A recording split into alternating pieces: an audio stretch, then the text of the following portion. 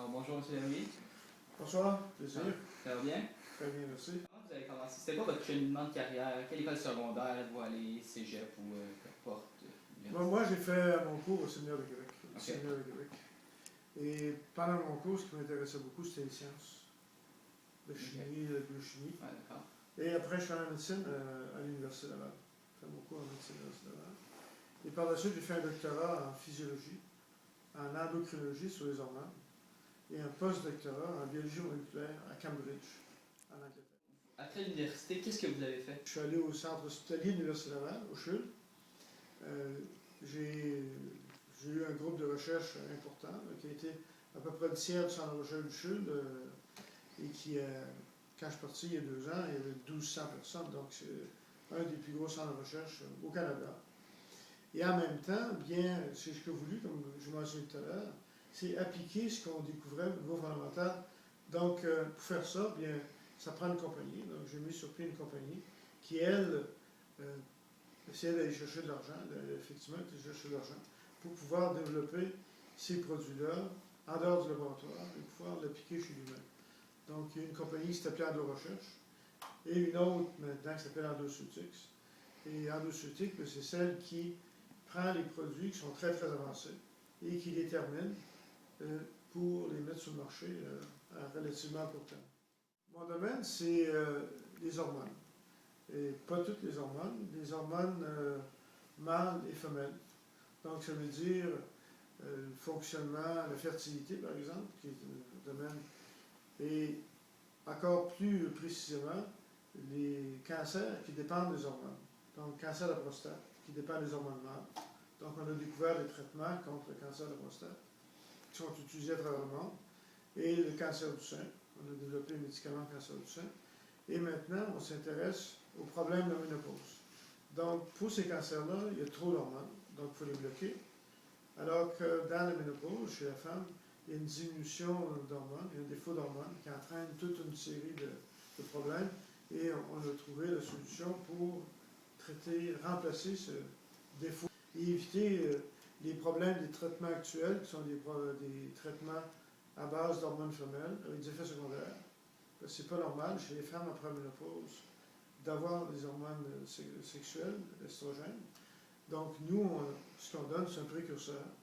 On fait un peu comme la nature fait, effectivement. Donc, on remplace ce qui manque, et de façon, ce qu'on appelle physiologique, mais de façon plus normale, et on ne s'attend pas de cette façon-là à avoir des effets secondaires. Qu'est-ce que vous voulez dire par un précurseur?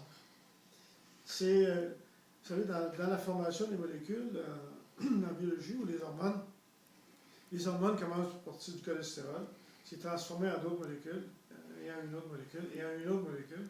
Donc, nous, ce que l'on prend, c'est un précurseur entre les deux, qui lui est inactif. Donc, on peut le donner, il ne fait rien du tout, sauf quand il arrive dans un tissu qui a toute la machinerie pour le transformer. Donc, ça suit ça obéit aux lois normales de physiologie chez la femme. Dans le fond, est-ce que vous avez d'autres activités, vous, en dehors de votre travail? Est-ce que vous faites des sports? Oui, du sport, on fait du ski alpin, on fait beaucoup de ski alpin, ski nautique. Dans le ski alpin, j'ai organisé des choses aussi, j'ai organisé des compétitions, incluant la Coupe du Monde, donc ouais. L'esprit sain dans un corps sain, je pense que c'est très important pour éviter toutes sortes de problèmes. L'exercice, ça évite d'aller chez le docteur, donc je ne veux pas me rencontrer trop souvent.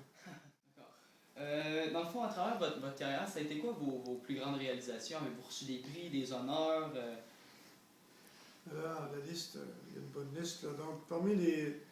Donc, disons, il y a l'Ordre du Canada, officier de l'Ordre du Canada, officier de l'Ordre du Québec. Il y en a toute une série. Du Collège de France, les médecins de langue française, la Société canadienne d'endocrino, parmi les prix, peut-être récemment, le plus prestigieux, c'est le prix du roi Faisal d'Arabie Saoudite en médecine, qui est un prix international. Donc, il y en a une bonne série. D'accord.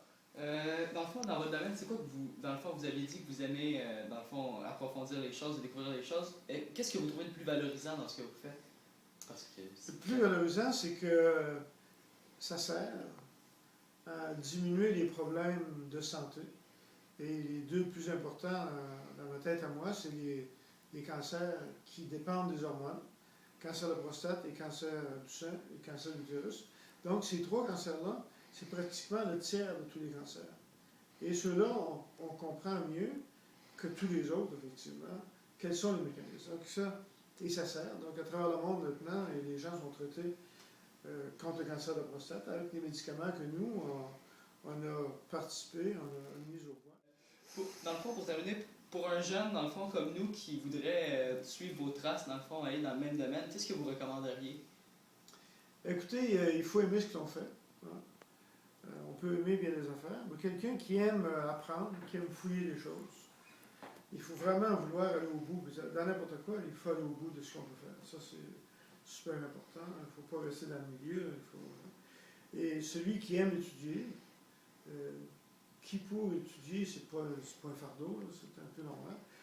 La recherche, c'est un peu ça. Donc, ça veut dire fouiller au maximum, travailler. C'est intéressant parce que tu découvres de nouvelles affaires qui n'étaient pas connues avant. Donc, c'est fantastique. Et tout ce qui est. Il faut comprendre aujourd'hui aussi que même. C'est important pour la médecine, c'est important pour n'importe quel domaine. On peut voir maintenant les avions, puis tout ce qui se passe au point de vue électronique, technologie de l'information et tout. Ça a évolué énormément. Aucune comparaison avec ce qui existait antérieurement. Mais il reste encore beaucoup à faire.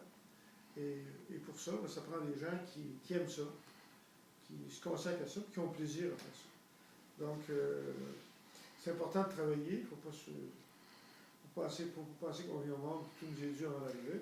Donc, je pense qu'il faut travailler. Mais autant que possible, choisir un travail qui nous intéresse, qui n'est pas un fardeau, mais qui est un plaisir.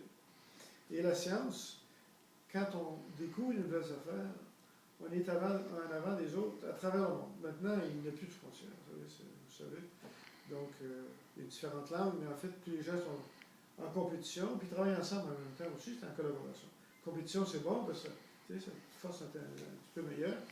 Et l'économie de notre pays ou de notre province dépend des découvertes qu'on va faire. Il faut avoir quelque chose à vendre. Si on a rien à vendre, on fait seulement acheter. Quand on achète, on s'appauvrit. Quand on vend, on s'enrichit. Parce qu'on ramène de l'argent neuf chez nous.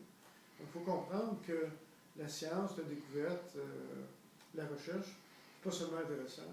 Ça aide beaucoup pour la médecine, ça sauve des vies, c'est super important. Mais en même temps, et ça s'applique à tous les domaines, bien, ça enrichit une société. Une société de gens qui sont très avancés au point de vue scientifique. C'est une société riche. Alors, merci beaucoup. Okay. Bonne chance à votre concours. Merci.